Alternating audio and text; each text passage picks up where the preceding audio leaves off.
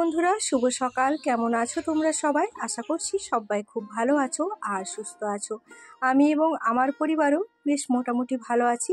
আমি বনশ্রী, আমার এই ছোট্ট পরিবারে তোমাদের সবাইকে সাথে নিয়ে আজকের দিনটি শুরু করছি। আশা করছি অন্যান্য দিনের মতোই আজকের দিনটিও তোমাদের খুব ভালো লাগবে আর তোমরা আমার সাথে থাকবে।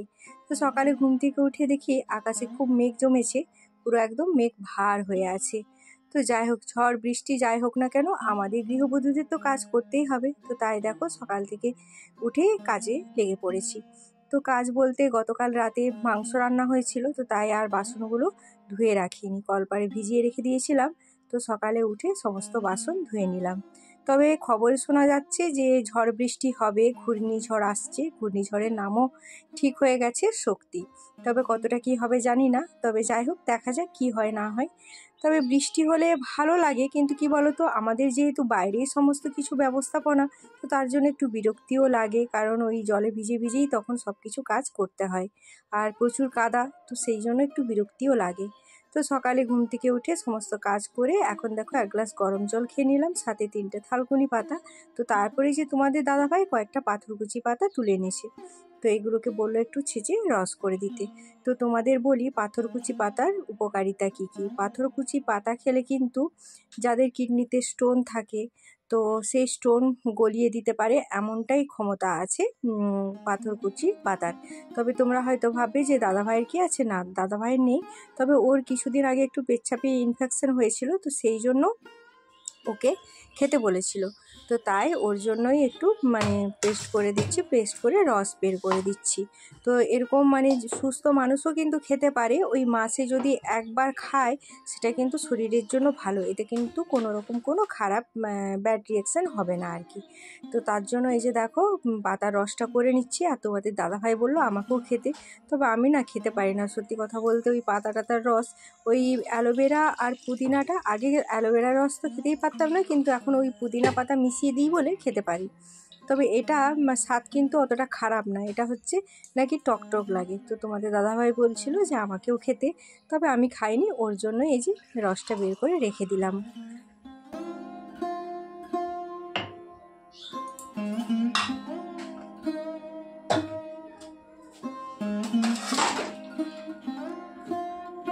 আর এখন দেখো পুরো জায়গাটাকে পরিষ্কার করে নিচ্ছি। এখানে একটু কিছু কাজ করলেই না প্রচুর জল পড়ে নোংরা হয়ে যায়।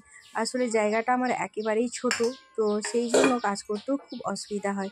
তো তাই আবার সব জিনিসগুলোকে সরিয়ে আবার জলগুলোকে ভালো করে পরিষ্কার করে মুছে নিলাম। আর তোমাদের দাদাভাই ওইদিকে আবার তাড়া দিচ্ছে দুধ দোয়ার জন্য। তো দুটো গরু আছে, দুটো গরুই দুধ দেয়, সেগুলোকে আবার দুধ দোয়াতে হবে। আর এই দুধ দোয়ানো এত বিরক্তি লাগে, এই বর্ষাকালে এত মাছি, গরু তো দাঁড়াতে চায় না, চারধারে ঘোরে, আর আমিও বালতি নিয়ে ঘুরে যাচ্ছি গরুর পেছনে পেছনে।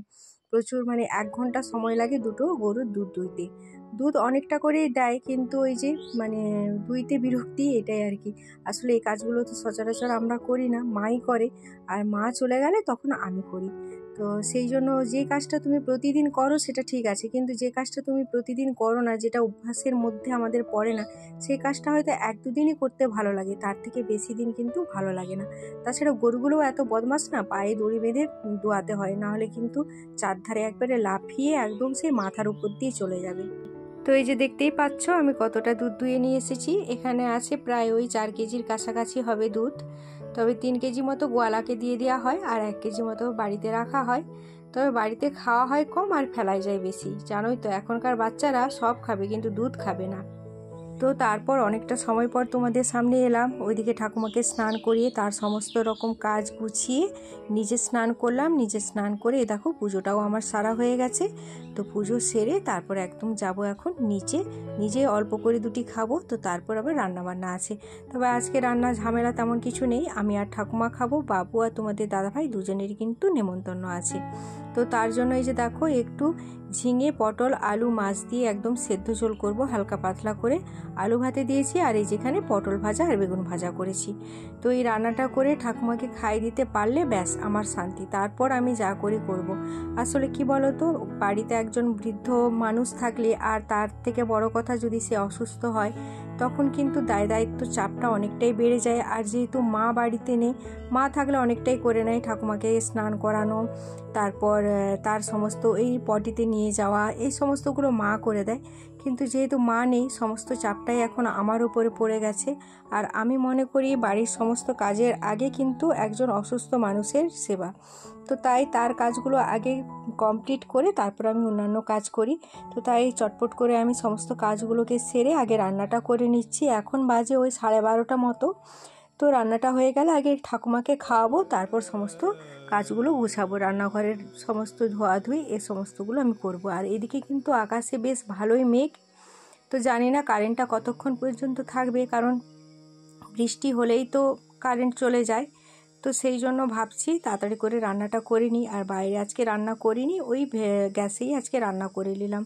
শুধু ওই ভাত আর পটল ভাজা, বেগুন ভাজা আর মাছের একটু ঝোল করেছি ব্যাস। আর গতকাল রাতে যে চিকেন করেছিলাম, সেই চিকেনের একটুখানি আছে, তো ওইটা দিয়ে আমার খাওয়া হয়ে যাবে। আর ঠাকুমার জন্য মাছের ঝোলটা বানাচ্ছি।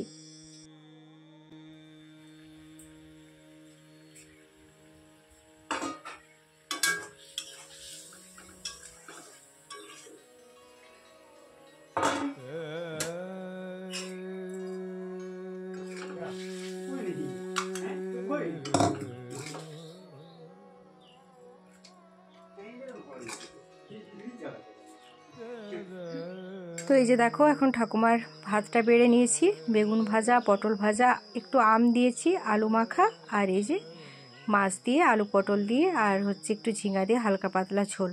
তো চলো আগে ঠাকুমাকে খাইয়ে দিই, তো তারপর আবার তোমাদের সামনে আসছি। ওইদিকে ঠাকুমাকে খাইয়ে তারপর এই যে দেখো সমস্ত জিনিসগুলো এখন পরিষ্কার করব এক এক করে। গ্যাসে রান্না করলেও ঝামেলা, উনানে রান্না করলেও ঝামেলা। উনানে রান্না করলেও সেই গোবর মাটি দিয়ে লাতা দাও, সেখানটা পরিষ্কার করো, আর গ্যাসেও তো তাই। এই যে সমস্ত জিনিসপত্র এখন নামিয়ে ধোও, আর যেহেতু আমার জায়গাটা ছোট, তো তার জন্য মানে পরিষ্কার করতেও একটু অসুবিধা হয়, রান্না করতেও অসুবিধা হয়। তো যাই হোক, ওই অসুবিধার মধ্যেই করে নিচ্ছি। আসলে কি বলো তো, আমরা গৃহবধূরা যতই সুবিধা হোক আর অসুবিধা হোক, সবটাই আমরা ম্যানেজ করতে পারি, ম্যানেজ করতে জানি, আর সেই জন্যই হয়তো আমরা হাউসওয়াইফ।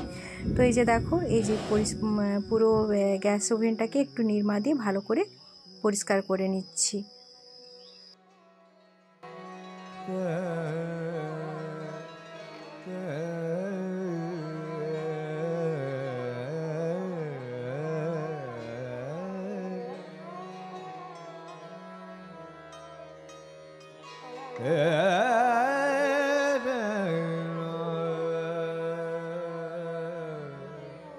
তোমরা খেয়াল করবে, ভেজা কাপড়ে করে গ্যাস মুছলে কিন্তু গ্যাসের মধ্যেও একটা জলের দাগ ধরে যায়। তো সেই ভেজা কাপড়ে মোছার পর তারপর যদি একটা শুকনো কাপড় দিয়ে গ্যাসটাকে ভালো করে মুছে নেওয়া যায়, তাহলে কিন্তু আর জলের দাগগুলো থাকে না, আর দেখতেও বেশ ভালো লাগে। তো তাই যে দেখো, এখন একটা শুকনো কাপড় দিয়ে ভালো করে পরিষ্কার করে মুছে নিলাম, যাতে করে জলের দাগটা না ধরে গ্যাসের মধ্যে। আর আমার এই গ্যাসের বয়সটা কিন্তু অনেক দিন, প্রায় মনুর যত বছর বয়স তত বছর, কিন্তু এখনও পর্যন্ত আমার গ্যাসটা নতুনের মতোই আছে। তো এই যে দেখো, এদিকে কিন্তু বৃষ্টি রানী এসে হাজির। তো চারধার একদম জলে কাদায় ভরিয়ে দিল। তো ওইদিকে আমার তো ওই থালা বাসনগুলো এখনও ধোয়াও হয়নি, শুধু গ্যাসটা মুছেছি, আর এদিকে বৃষ্টি চলে এলো। তো ভাবছি যে খাওয়া দাওয়াটা করেই নিই, খাওয়া দাওয়াটা করে তারপর ধোয়াধুয়ি করব, বৃষ্টিটা একটু কমলে। তো এই যে দেখো, এখন নিজে খাবার নিয়ে বসে পড়েছি। এই যে আম পাকা নিয়েছি, সাথে ওই যে পটল, আলু আর হচ্ছে বেগুন, সবগুলোকে একসাথে মাখিয়ে নেব। তো আমি এরকমই খাই, তোমরা দেখলে হয়তো হাসাহাসি করবে। এটাকে একটু লঙ্কা আর কাঁচা পেঁয়াজ দিয়ে মাখিয়ে নেব। আর ওই যে একটু চিকেন আছে, তো এই দিয়ে এখন খাওয়া দাওয়াটা সেরে নিই। তো খাওয়া দাওয়া করার পর একটুখানি বসেছিলাম, তো তারপরে যে বৃষ্টিটা কমতে তারপরে যে দেখো থালা বাসনগুলো ধুয়ে নিয়ে চলে এলাম। তো ধুয়ে নিয়ে এসে এখন যে যার জায়গা মতো রেখে দেবো। আর আজকে ভেবেছিলাম একটু বিকেলের দিকে পার্লারে যাব, কিন্তু সেটা হয়তো আর হবে না। যদি বৃষ্টি কমে তাহলে হয়তো যাওয়া হবে, নাহলে হয়তো যাওয়া হবে না। তো যাই হোক, ফাইনালি কিন্তু আমাদের যাওয়া হচ্ছে, তবে অনেকটাই সন্ধে হয়ে গেছে। আর দেখো, সন্ধ্যের সময়ে আকাশটা শুধু দেখো, আমার এত ভালো লাগছে। আমি তোমাদের দাদাভাইকে বলছিলাম যে একটু আস্তে গাড়িটা চালাও, আমি একটু ভিডিও করি, কিন্তু সে কে শোনে কার কথা। সে তো একদম সেই ঝড়ের বেগে চলছে, আর আমি তোমাদের সাথে ভিউটা দেখানোর জন্য ক্যামেরা অন করেছি। তো সত্যি খুব ভালো লাগছে।